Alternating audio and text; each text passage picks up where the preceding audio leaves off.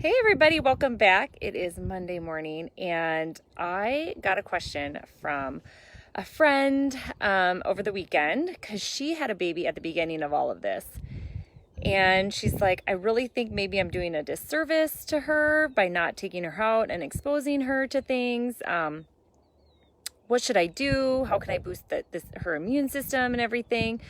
And so we kind of got to talking, and honestly, it's been something that's been going in the back of my head like nonstop since she asked it. And so I thought I would give you guys a little, not advice, but like some thoughts to ponder and some tips and things like that. So, and hopefully you guys can share this with other moms. So I've recently been reading, it's called The Postnatal Depletion Cure.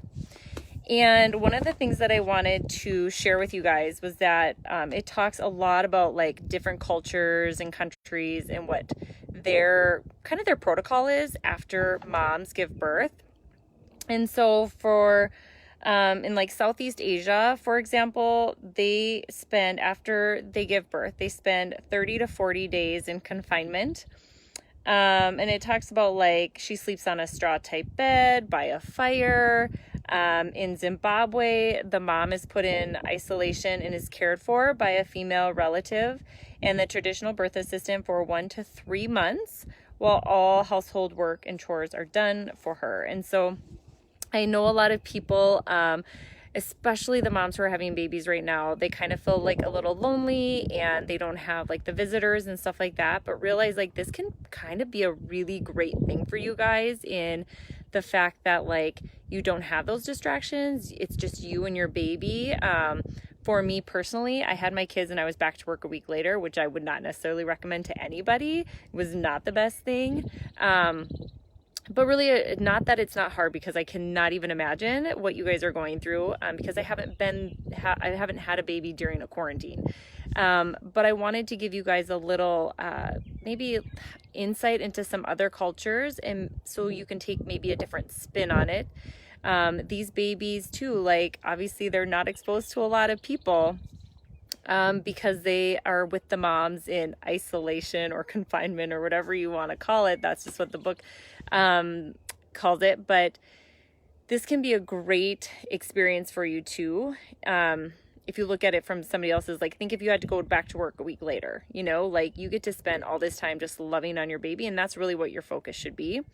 But when my friend had asked me about the immune system and things like that, honestly, you know, it's like she doesn't want to have like a whole bunch of people over, right? Because she doesn't know where everybody's been, if they've been exposed to somebody who's been positive and whatnot.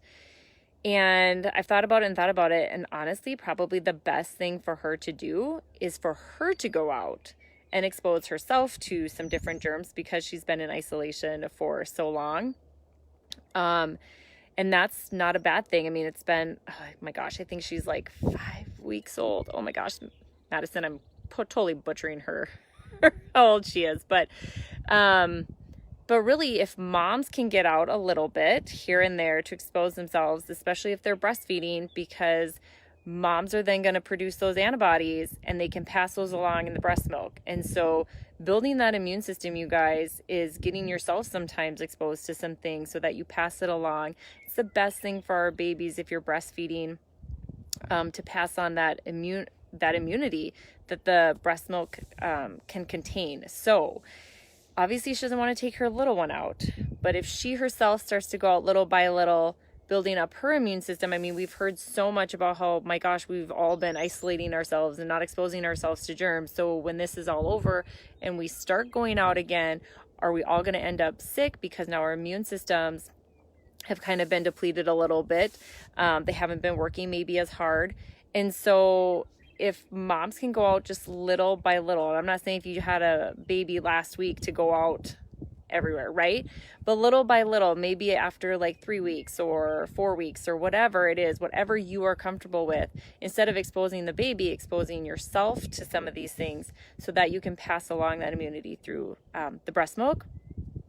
Personally, that is what I would do. That would be the take that I would do. Not that it's right or wrong. I'm just saying, just offering little tips, because we know that so much of immune system for that little one can be passed with that breast milk. So I always said too, if little ones are sick or there's something going around at daycare, one of the best things to do is take their blanket that they had at daycare, expose yourself to it, you know, breathe it in, smell it, touch your face with it and whatnot, so that you start to produce the antibodies, and then you can pass that along in the breast milk so babies aren't getting sick as often. So just kind of some ramblings, some thoughts. If you guys are interested, it's called, like I said, it's called the postnatal depletion cure.